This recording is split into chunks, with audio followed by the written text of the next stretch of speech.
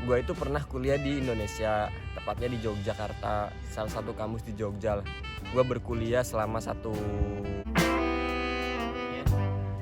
Halo semuanya, kali ini gue pengen buat sebuah video yang paling banyak ditanyain ke gue sampai detik ini ya.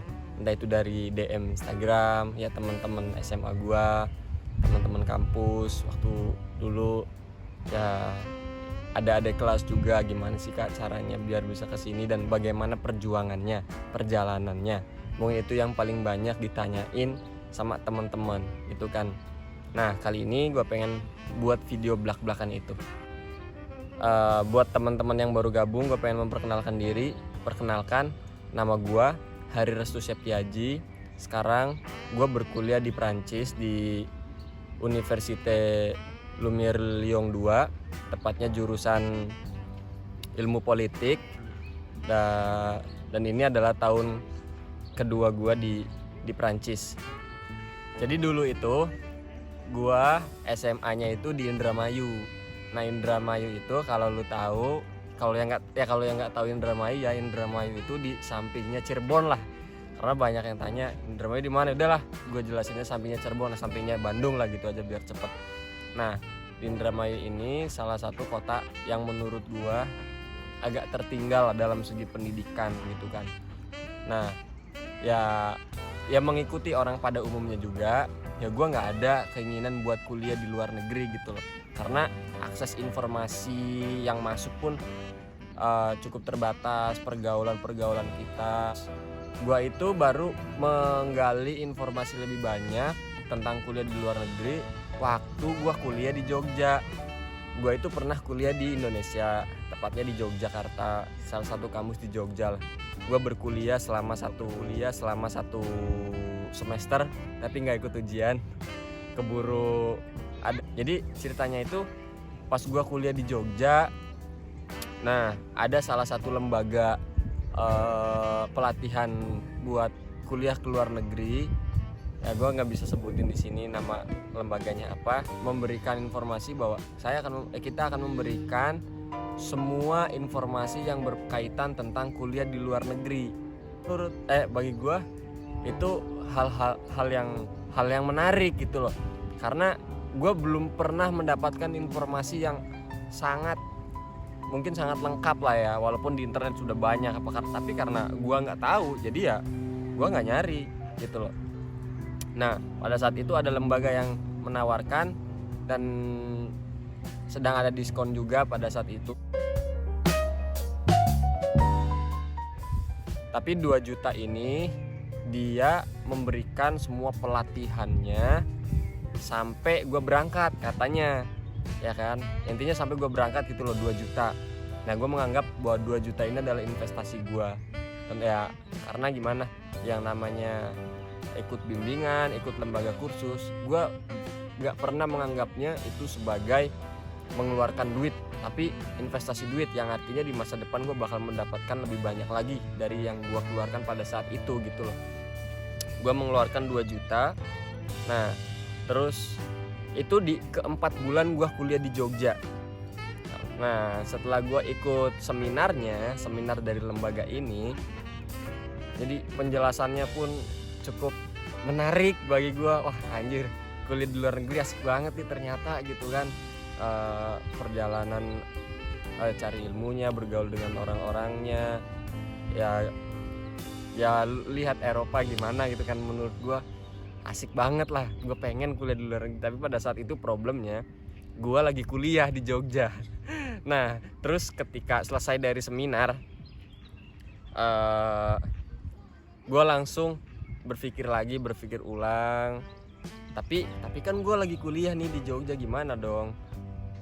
Gue takutnya mengecewakan orang tua gue gitu kan. Akhirnya dalam satu minggu itu kosong.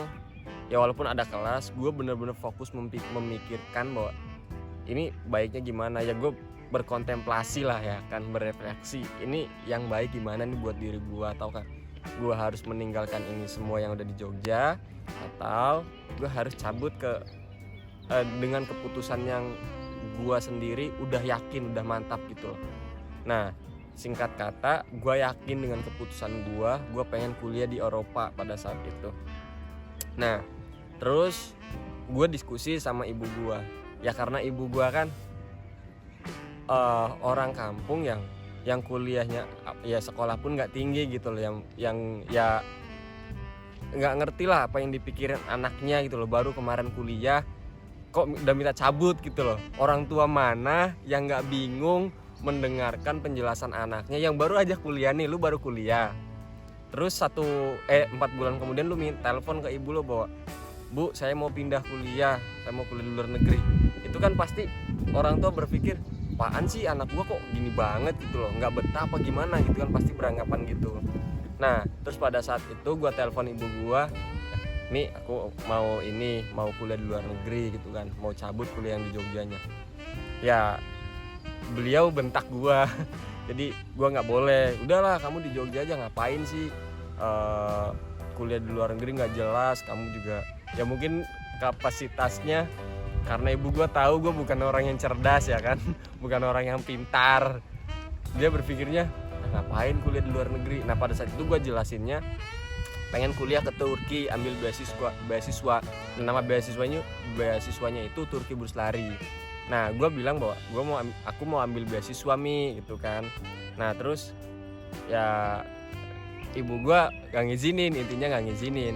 Terus gue rayu bapak gue obrolin baik-baik dengan bapak gue jelasin maksud dan tujuannya, rencana gue ke depannya gimana. Ai pengen ini.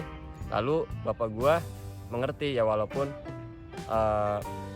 bapak gue mengerti gitu loh, karena gue sama bapak gue sering ngobrol, bahkan tiap 2 minggu ya konsisten lah ngobrol tentang pendidikan itu sering ya kan. Nah jadi bapak gue setuju tentang mimpi gue. Akhirnya bapak gue lah yang bilang ke ibu gue bahwa udahlah izinin anaknya mungkin gitu. Dan singkat kata gue nelpon lagi, gimana Mi, ngizinin gak? Ngizinin. Yang ngizinin sih ngizinin, tapi kayak kurang ridho gitu loh. Ya udahlah terserah kamu gitu bahasanya. Nah terakhir ketika kata terserah kamu dilontarkan sama ibu gua itu, gua tabrakan waktu gua SMA. Jadi terserah imbasnya jelek gitu, implikasinya nggak bagus. Dan gue juga sempat ragu, kata terserah ini yang gue takutkan ibu gue nggak ikhlas. Jadi yaudahlah, bismillah lah, sambil merayu lagi akhirnya gue keluar dari kampus yang di Jogja. Pada saat itu tahun 2017 akhir ya, mau pergantian tahun lah, tahun 2017 akhir. Karena dulu waktu di Jogja gue pernah sempet ikut HMI, Himpunan Mahasiswa Islam, dan gue benar-benar berterima kasih banyak banget sama teman-teman gue, karena di sinilah, di organisasi inilah, waktu gue ikut latihan kader 1, gue mendapatkan secercah harapan ya, pencerahan. Gue memulai untuk membaca buku. Nah jadi daya baca gue itu berawal dari Jogja. Gue mulai membaca buku banyak itu di Jogja, berlanjut di Kediri gue lebih banyak lagi baca buku. Habis itu lanjut ke Jakarta, lebih banyak lagi tuh baca buku. Jadi mungkin dari buku itulah ya yang banyak mempengaruhi pola pikir gue. Karena gue, walaupun gue nggak hidup pada zamannya Nelson Mandela, walaupun gue nggak hidup pada zamannya Gus Dur, gue nggak hidup pada zamannya Abraham Lincoln, tapi gue membaca cerita-cerita mereka sehingga itu membekas dalam diri gue, yang gue mempunyai semangat seperti orang-orang besar itu gitu.